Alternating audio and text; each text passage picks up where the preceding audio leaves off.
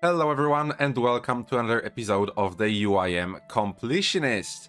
In the last one we went extremely dry at SERB, and since I'm a human with biases, I believe that RNG is gonna average out, and I believe it's gonna do it in this episode, even though that's not exactly how RNG works. We got a shaman's task, so I'm here digging up some amethyst to make darts, and well, while I do that, I just hope you'll enjoy. The shaman's task is now over, and after I completed it, I did my standard routine of teleporting to Brimhaven to get to Duradel, and I started thinking, why the hell am I not using Karamja gloves? And the answer is simple, and that's because I don't have Karamja gloves. So I went ahead and completed the hard Karamja diary, and shout out to Golb for trading kills with me in the fight pits, and then I got my essence, and this is the last task I need for Karamja Elite. So that is the Karamja Elite diary done. Let's claim our rewards.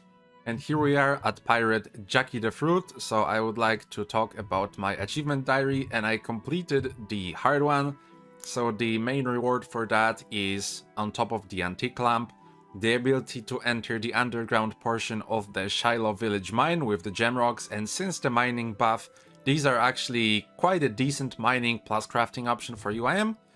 And also, I've completed the elite portion, so the main reward from that is obviously being able to teleport to Duradel unlimited amount of times. That will be very useful for all the Slayer training we need to do.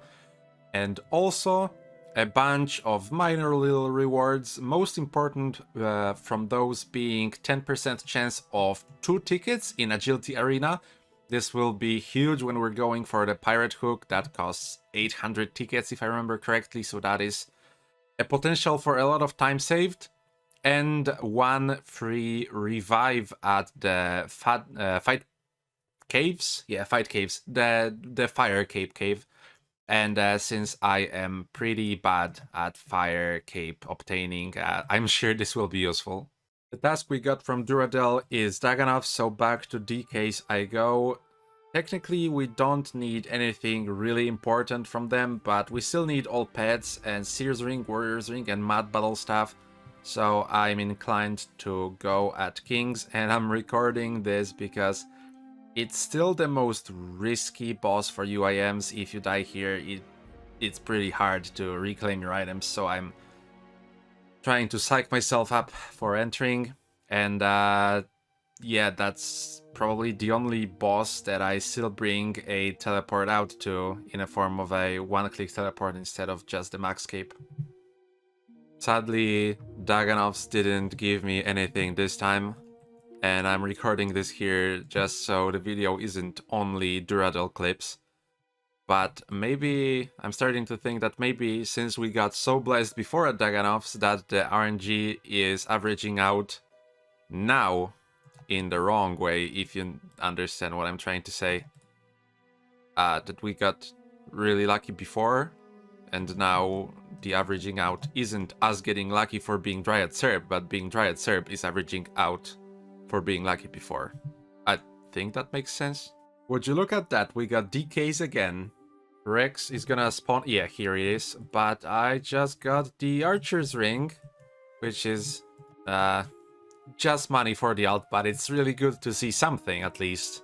And while my main UIM is slaving away in DK caves, I'm actually killing Rex right this second. Let's switch our focus to the free-to-play UIM, where I am achieving a pretty big milestone, 40 million range XP. Let's make a quick screenshot. Alright, this is not the end goal obviously. Back to shooting. Shortly after the milestone on the free-to-play, we have one on the main UIM. I enabled the tracker just for this purpose, so we don't miss it. After this, Birdhouse 500 million total experience. It's time for a sudden change of plans. I was just doing Kraken, that's what I got as a task, and we got a Trident, and as a UIM, I either drop that or take advantage of that, because now that means I have a spare one, so it's time for Scorpia. I haven't done Scorpia ever, so I had to learn on a very short notice, but I watched one guide and it seems that's all I need. The boss doesn't seem hard at all, and the main problem will be the PKers. So this is the setup that I'm rolling with. As you can see, it's absolute rag gear plus the Spear Trident we have. If I die, I don't think I'm even gonna try to escape, because there's no point. I'll just get teleblocked and there's no way I can tank. So I'll just try to get any kills before the PKers come. For my prayer restoration, I got Sunfuse from Kraken, which also perfectly works out because I don't need to bring spare anti-poison.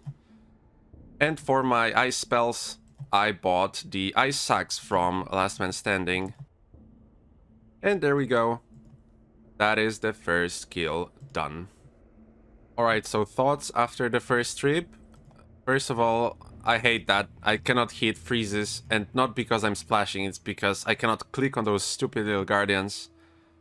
Second of all, bringing the ice sacks from LMS is a bad idea. I ran out of them super quick. I did 12 KC and that's it. I should only use 3 freezes per fight and kite better, but I end up just using more freezes and 60 sacks went by so quick. So I would probably bring runes next time. I saw one player, but they just went in, saw me, and went out, so that was pretty cool. And we got 2 combat tasks, so yeah. That is the sum of this little adventure. I still have the trident. I might do another trip. I'll see. Attempt number 2. This time I decided to bring a stamina and I replaced the sacks with actual runes. They cost a little bit, but it's still far easier to get the GP than damn LMS points. And here is KC 25, which means the last 4th combat task. Oh, and we got the Malediction Shard. Perfect timing. The last combat task was for Scorpia Veteran, so that is all the Scorpia tasks completed. And we got one of the collection log slots, so I just couldn't ask for more. Ran out of runes again, so we teleported out, but this trip has really been successful. Got the Malediction Shard, we finished all the combat tasks for Scorpia, so I think I can definitely give it a rest for now. And the death pile timer is kinda running out. I have 15 minutes left, so I would like to get back to my items anyway. And since I don't plan to return to Scorpion anytime soon, I think we can alch this spare trident. You served me well today, plus 40k. And I think I'll alch the Malediction Shard as well. I don't think there is a collection log slot for the full shield, so there is no point in me carrying it. And after that, I talked to Duradel, who blessed me with the task of 175 Cal fights, so back to KQ we can go. In the collection log, we still need pretty much everything, so I cannot wait to finally start filling out the slots. But I need to clear out my inventory because that boss is really tedious, so I need as much space as I can get. So the first order of business, 1 hard casket. Oh my god! The Black Dragon Mask. No way. I always say what I need from those, and this time when I didn't, we got the drop. So we need the Black Dragon Mask, and if I remember correctly, that was the last Dragon Mask I needed, the last color. Yeah, I got every single other color except for the black. This is required for a stash, so before we actually commit to clearing out the inventory more, I will build the stash unit. But man, I'm so happy. Yes! So to get to this stash, it's kinda risky because it's located in the KBD layer, so there is a high chance we might actually lose the Black Dragon Mask before we even get there. The route I plan to take is building a Waka canoe. Let me float this and show you real quick. And that should plop us somewhere around here. Then we have to go through here. There are some dragons here and I have a dragon shield, so that should be fine. And here is where we will be entering the Black Dragon lair. Now, I might be biased because I have been attacked in the Wildy like maybe 4 times total in my lifespan. And one of those times where it was very close was by the KBD lair. But, well, nothing more to do than to try. Let's go. And the KB dealer is a little bit dangerous too, but thankfully there is someone fighting it. So let's build the stash. Let's fill it. Why can't I fill it? Yeah, so I made dragon chaps instead of dragon vamps. Imagine not even checking. But we still have about 40 something minutes on the timer, so it should be fine to get one black dragon leather, make the vamps, and run to the stash. Got the vamps, let's try this again. Okay, I'm gonna be real quick about it, so KBD doesn't harass me. Let's fill the stash, and that is stash number 10. Filled in our road to all the stashes, 10 out of 16, so just 6 left, and we are absolutely done. Next up on the chopping block are the Dagon of Bones, and I made some rough runs to use them up via Sinister Offering, and I wanted to try out this pretty wacky method I came up with. And it probably will be more stupid than useful, but I still wanna do it. So I want to unnote the bones, and since there is a 4.8 second cooldown between offering spells, after unnoting I will cast Sinister Offering, unnote more, teleport to POH, probably wasting more time than it's worth, and I will be teleporting to Myth's Guild, and we will be killing green dragons and getting some more bones. But now when I'm looking at it, we are, well, almost out of bones before we even get to the greens. But you know what? I don't care. If we get even one dragon bone, that is useful to me. Okay, I bought a myth cape. Now this should be a little bit better. Still stupid, but a little bit better. Got an ensouled dragon head, so, you know, gains. This method is validated now, right? If you had more inventory space than me and better clicks, then maybe this method wouldn't be half bad, but as it stands with my limited inventory, I can kill like one dragon a trip, which should still profit, but since I'm not perfect, then I'm probably wasting time compared to just unnoting at the bank. But the method's still fun, and if you played a regular Iron Man with more inventory space, then this actually might be worth it, who knows, but the Giga Chat brains at the EHP Discords, etc. probably have much better methods to do with their bones, probably like bone sacrifice, blowing glass darts, artifact, running or something. This is the last of the bones used up, and we got 135,000 prayer XP, and the Dragon of Bones were worth 123, so we got 12k prayer additionally from the Dragon Bones and one ensouled head, so I would say that is very good. Method confirmed, very nice. And we also got a hard clue for free from the dragons, so this is for collection log purposes, how the kids say it, pretty poggers. And the second step is in wieldy, so this is what you could call cringe. Oh my god, finally 158 KC, so below the guaranteed one, and I'm so glad you have no idea. KQ head obtained. Let's finish this desert diary so I no longer have to take this very long route around. I only have 3 tasks left to do in the Elite Desert Diary, and here's the first one. Let's build the KQ head, and we also need to talk with it. That should be enough, hopefully. Elite tasks completed. Restore 85 prayer points on the altar in Sophanem. And bake a wild pie in the Narda clay oven. And that is all the elite tasks done in the Desert Diary. 2 elite diary completions in one video. That is crazy. If someone told me that they completed 2 diaries in one of their UIM videos, I would definitely like and subscribe and leave a nice comment. Anyways, when it comes to rewards, the important one is, as you saw, we didn't need to buy a Shanty Pass to go through the Shanty Pass and also the pass near the Temporos, however it's called. Also, the Desert Amulet 4 is unlimited uses now, so we can teleport as many times as we want, and it also teleports to the Task Calphite Cave. And finally, we can use this Crevice shortcut which is an absolute blessing when doing KQ and probably will make this task a billion times more enjoyable to finish now. And the obligatory 50k Herbler XP lamp. Okay, and that is the Calphite Queen task done with. Honest thoughts, the shortcut made it a ton more enjoyable, but it was still pretty garbage. The boss is boring as hell, and there's not many bosses in this game that are as boring as KQ to me. The mechanics are non-existent, except you get damaged constantly, and it's annoying. It's so annoying. We did get another head and the guaranteed head at 256 KC, but nothing else except for that. Well, a bunch of wines and some magic logs. That will be it for the KQ task.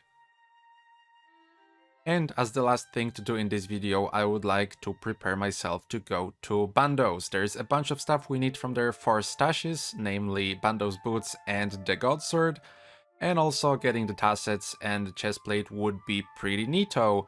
So that is what I want to do. But before, I would really like to get some ranging potions because I'm sick and tired of not using them. We do have a bunch of wines, and this is the issue now. I need about 500 dwarf weeds. So to prepare and to also make some space, I would like to use up the equal amount of dwarf weeds and wines of Zami to clear out both of those slots. And to get dwarf weeds, I will be doing Necrials and Daganoffs. If I can play, I will be killing Necrials, and if I need to AFK, I will be doing Daganoffs. So yes, that is the plan for now. Wrathrunes made, Dragon Defender reobtained. So a week has passed and I've been extremely busy, but this is your 1 week update. I had a lot more time for Daganoffs at work than for Necrials, so we only have 14 dwarf seeds, and I've been getting a lot of other herb seeds and I started planting them because the inventory has been far too cramped, but I've stuck with not planting any dwarf weeds unless it's for a farming contract, because I started doing those too. And yeah, as you can see, the inventory is really tight and we have a bunch of mediums and not too many hards, but I hope the situation will change because I also got 4 full dark totems, so hopefully we can get something from Skotizo, and if not, at least we get the guaranteed hard clues. For now, I think I'm gonna go for about 70 dwarf wheat seeds. In my rough calculation, that should be enough for all of our wines to be done. And yeah, as you can see, this is not going as fast as I would hope, but well. We didn't get anything from Skotizo, but the inventory is looking so much better now. I finally feel like I can breathe properly. And we did get lucky on some farming contracts. I have 3 seed packs in a row. Let's see if we can snag some dwarf wheat seeds. I'm gonna open them real quick and just drop the, well, stupid seeds, let's say, real quick. We started with 17 dwarf weeds, and after 2 openings, no luck so far.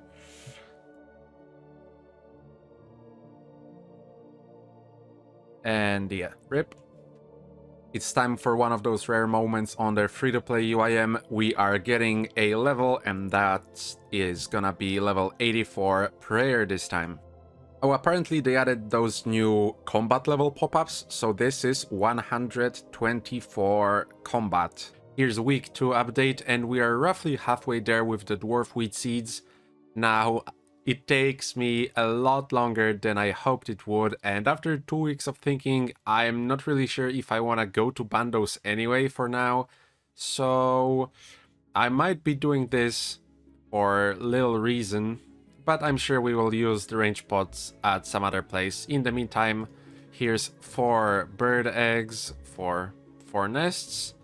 And yeah, at least I would like to see it through with this dwarf wheat grind before we switch to doing some other content. 85 crafting on a free-to-play, and the last crafting level was 2.5 months ago.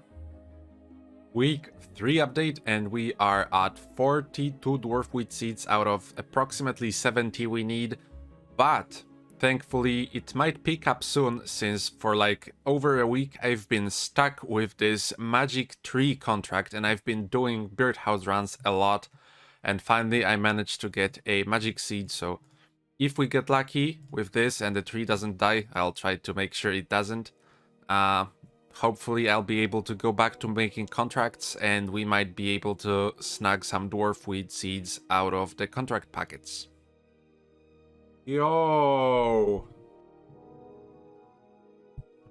Let me move my mic real quick. Finally, we get the full Dark Totem from Scotizo. I say finally, I actually don't know the raid at all. And that means we can do another kill. Splendid. And here we are, the morning of week 4. I've been doing this for a month and I have 50 dwarfweed seeds, not 70 like I originally planned, but I'm gonna start planting those. If we get good results, we might surpass the average. I was counting on about 7 herbs per seed, and we might be done with this. We have 1541 dwarfweeds for now, because I needed to plant some for the contracts, and 2010 wines of Zamorak. So if those two numbers match, or even if I get a little bit more dwarfweeds, then we are very happy. Thankfully, dwarfweed seeds were not the only thing we gained during this month. I also gained a ton of other seeds, as well as a bunch of prayer XP and GP and clues. Thankfully, this is something we could use to push our log a little bit, so I think since we got 133 mediums and 33 hard clues, I'm gonna open the mediums in this episode and we'll save the hards for the next one. If we quickly check the collection log, I have 350 mediums completed with 76 uniques, so getting a couple here now with these clues shouldn't be a problem. As is tradition, let's pet the dog, who's a good doggy, we all know, and let's get to the opening. First collection log, the red boater. I don't even know where it went. Ah, here it is. And here's the second one already, the ancient cloak. Now correct me if I'm wrong, but I'm pretty sure this was the last cloak we needed. Yep, so definitely we'll go to the POH to be saved, and all the cloaks are now done. Also, in a previous opening, I got another Bando's cloak, one that I kept in my looting bag all this time, but oh well, can't predict the future. Log slot number 3, Adamant Full Helm G, and another one that I just missed, Mithril Full Helm G as well, so that's 4 now, I think, from this opening. Ooh, always a welcome sight, Ranger Boots. I'm pretty sure, yeah, those are my 3rd Rangers, so it will go to the alt for sure. And we got a master, so we're pausing the opening for now. And I'm gonna take care of this master clue. Actually, let's see what the first step is. Yeah, sure. I got the crystal bow step at Follow the Bard, and in the past I would drop 900k every time to complete this step, but they recently changed it, so now BOFA also counts. So now this step is just as quick as before, but I don't have to spend 900k gold on it, and then probably find out that I cannot do the master anyways in a later step. Rudiri didn't even get us a message in the chat, but I just finished the 50th master clue, which means we are exactly halfway till the opening. And back to the opening, we got 4 uniques before. Let's see if we can snag some more of those. Yes, white headband, that's our unique number 5. And the master. Another master done, back to mediums. What is this? Wolf cloak. Ah, yes, I know what this is, but this clueless scroll. Oh, yeah, it's the reward for 400 mediums. For some reason, I was sure that it's for 500 and that I will not be hitting it, but well, yeah, we got it. All right, fantastic. So with Wolf Cloak, I think that's number 6, because I don't think the clueless scroll was on the log. Number 7, the Armadillo Stole. Now, once again, let me check the medium log, if that's all of the stalls. No, we still need the ancient one. Okay, but that's our 7th unique in this opening. Number 8, adamant plate body, age 5. Number 9, the pink elegant blouse. Needed to recheck so I don't say anything wrong, but elegant is indeed doubly as rare as all the other unique pieces, so a very good log slot to get. And here we go. Here is the Master Clue Scroll.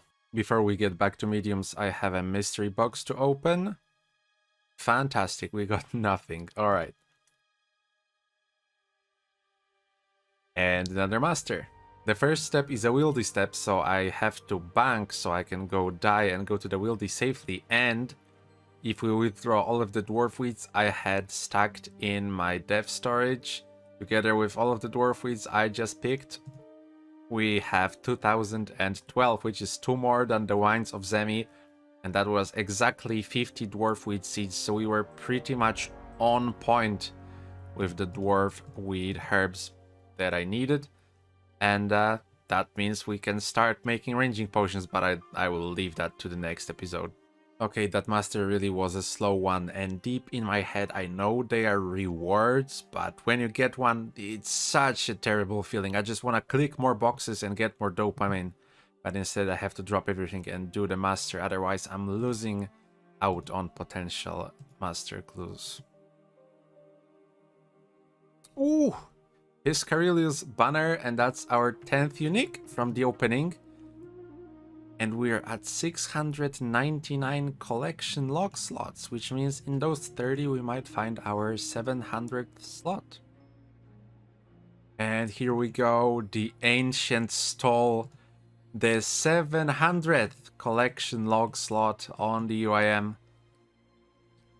Feels really good. All right, okay, that feels good as well. Unique number 12 this time, together with a Master Clue Scroll. Adamant Plate Skirt G. 15 mediums left, so I'll get to opening in a second. I just wanted to talk a little bit about Master Clues themselves. I just think it would be really cool, so they don't interrupt the flow of opening, the enjoyment of just clicking boxes and receiving dopamine.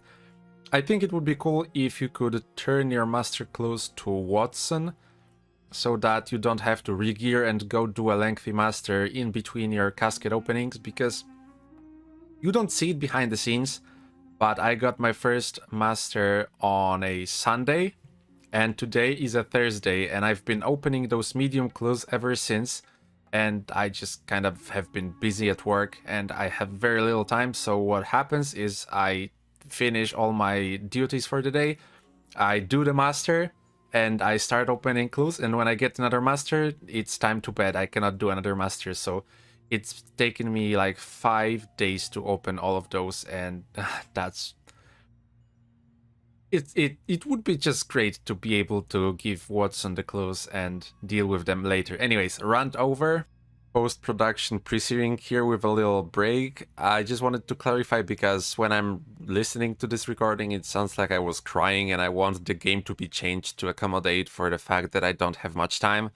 I just wanted to clarify that I think this change would be good for all the players, and it would just make clue box openings more fun, and I had that belief even when I had a lot of time. So yes, that is all. Love you. Back to the video.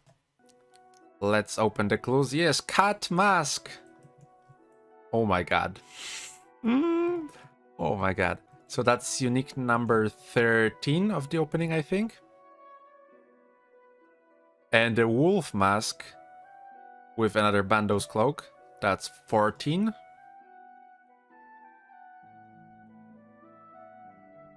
And 15 for a pink boater. Damn, we're snagging those uniques left and right. And yeah, here's the master.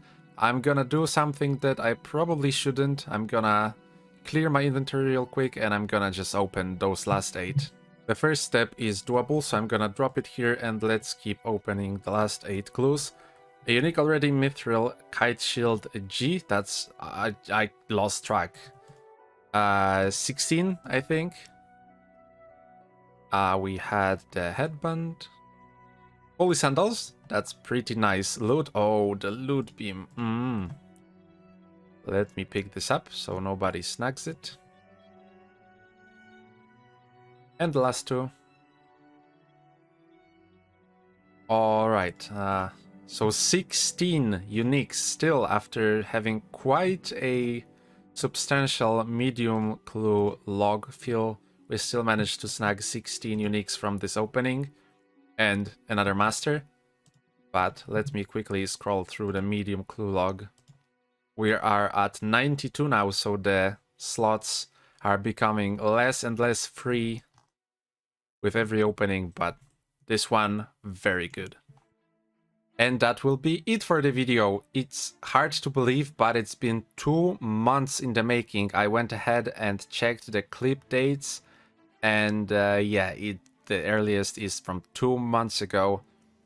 I kinda shot myself in the foot with the whole dwarf weed seed gathering, but then again, it's good that we have those and I can save 1 bag spot by making ranging potions.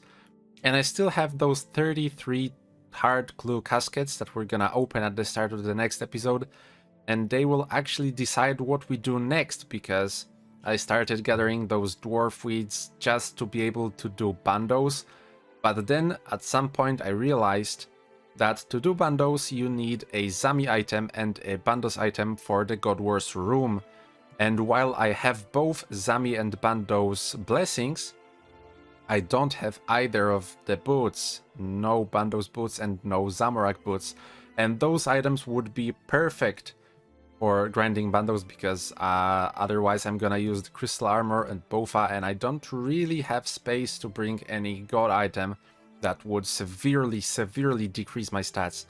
So yeah, if at the start of the next episode we get either Zami or bandos d'hide boots, then that's for sure I'm gonna do bandos next episode, and if not, I might just switch gears for a little bit, but we will see. 33 caskets is plenty. Alright, so sincerely thank you for watching. Hopefully you enjoyed. I hope you had a great day, and I hope to see you in the next one. Goodbye.